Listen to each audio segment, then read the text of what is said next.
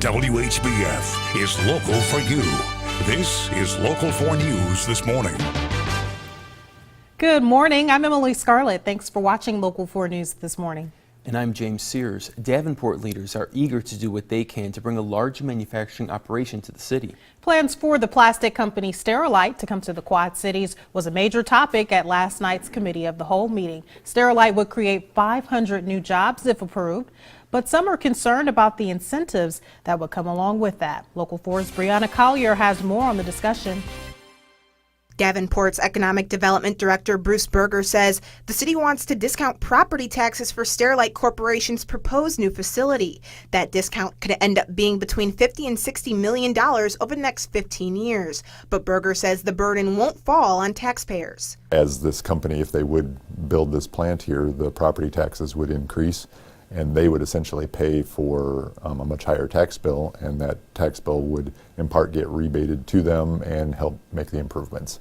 Berger says since Scarlett will have higher property taxes, the company will be paying for their own incentives. As a result, the company itself is paying for the benefits. We're essentially discounting some of their property taxes over the next 15 years.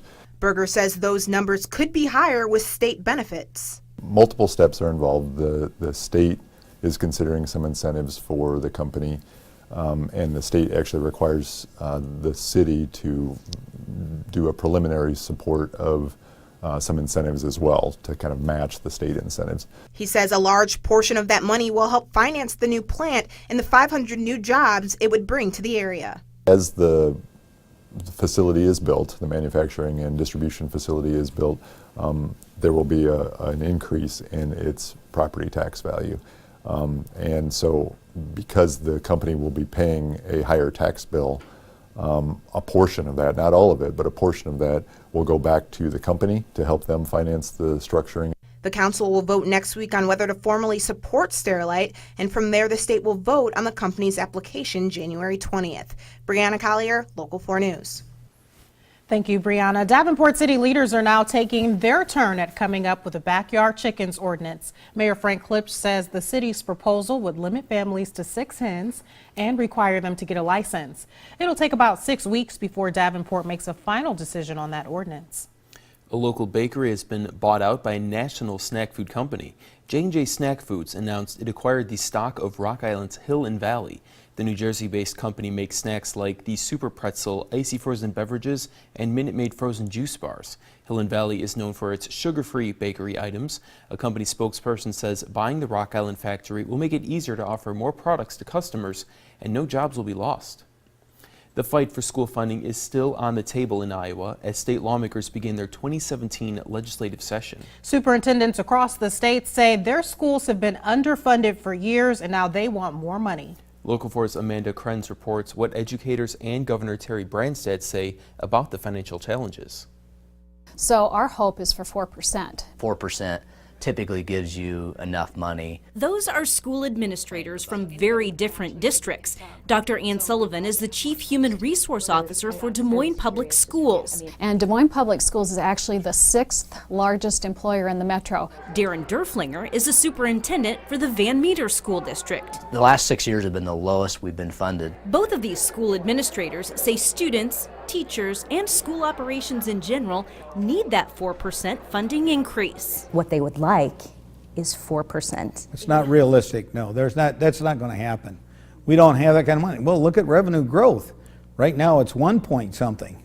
So I'm hoping to get to 2.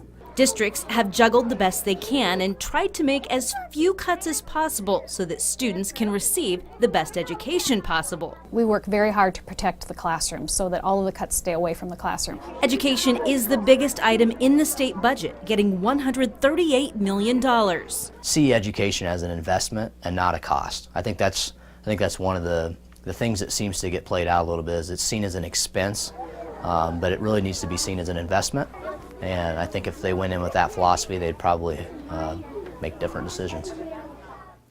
That was Amanda Krenz reporting. Iowa's battle for more school funding is not a new one for the Quad Cities. It pushed Davenport School Superintendent Art Tate to break the law and become the subject of a state review. Iowa's Department of Education filed a complaint against Tate for using money set aside in reserves to pay for school operations. Tate sought permission last month from the Iowa School Budget Review Committee, but that was denied. Tate maintains Davenport and other districts do not get their fair share of student funding compared to wealthier districts. 2 people could be charged in last year's death of a Burlington teenager. The Des Moines County Attorney issued arrest warrants for 2 suspects connected to the death of 16-year-old Kettery Johnson. Police found him dead in an alley in March of 2016. The 2 suspects are facing first-degree murder charges and are currently in custody in Missouri. Their names are not being released until the warrants have officially been served. A woman was injured yesterday when a train slammed into her car in Princeton, Iowa. Princeton firefighters say a Canadian Pacific freight train hit the car at a private crossing that does not have preventative arms or warning lights. A Canadian Pacific spokesperson says the engineer saw the car and sounded the horn. Scott County deputies say the woman driving the car was hurt, but the extent of her injuries are not yet clear. Meanwhile, investigators are still searching for the cause of a train derailment in New York City. More than 100 people were hurt yesterday. Passengers on the Long Island Railroad say they heard a loud bang followed by a jolt that sent people flying. The train crashed through a barrier in a small room at the end of the track. First responders say the most serious injury was a broken leg. Right now, there's no word if speed played a role in the crash. Today, a federal jury will hear more testimony as they decide whether Dylan Roof gets life or death for killing 9 churchgoers in Charleston, South Carolina. Roof spoke publicly for the first time since the 2015 massacre yesterday, telling the jury there was nothing wrong with him psychologically. The 22-year-old is representing himself in the death penalty case. A rough start of the year for Macy's. The retailer says it'll close 68 stores across the country and cut thousands of jobs. The moves are part of Macy's plan to streamline expenses and put more emphasis on online sales. It comes after Macy's reported holiday sales in November and December fell more than 2% from last year. And luckily, though, the big store on State Street in Chicago will be intact. The Walnut Room there, going there every Christmas is always a tradition for my family that we love seeing the big tree. Okay, I've never been, but definitely sounds like a nice family tradition. You know, it makes sense, though, that some of these stores are struggling with these issues because of the increase in demand for online shopping. But I know for me, I still like to go into the store from time to time, actually try on the clothes before I buy them. So I have to find that happy medium. That's right. Sometimes things online in the picture can look a little bit different, feel a bit different. Yeah. You know, I like to get into the store and feel out things as well. Exactly. Let's check in with meteorologist Anthony Peoples. How about you, Anthony? More online shopping, or you like to go inside the store? No, I like to shop online. I don't do a lot of clothes shopping lately because I find out I never wear them. My closet's still full of clothes that still have price tags on it. Outside right now, we have traffic moving along rather nicely in the Quad Cities there on the Centennial Bridge and in downtown Rock Island. So people are up and at it and heading off to work, school, or running errands. 11 degrees right now in Moline. We have a 7-mile-per-hour wind. 9 degrees in Davenport with a 9-mile-per-hour wind. So it feels like 0 right now in the Quad Cities. To the north of us, though, wind chills at 5 to 10 below 0. High temperature today going to be about 16 degrees, but we'll have single-digit wind chills, so that 16 a little deceiving. And there will be a few more flurries. Now, if you live in our southern hometown, you did get a dusting of snow this morning, but it's so light and fluffy in nature that, you know, your broom will be able to sweep it off your sidewalk, and your windshield wipers can probably do the job on your windshield.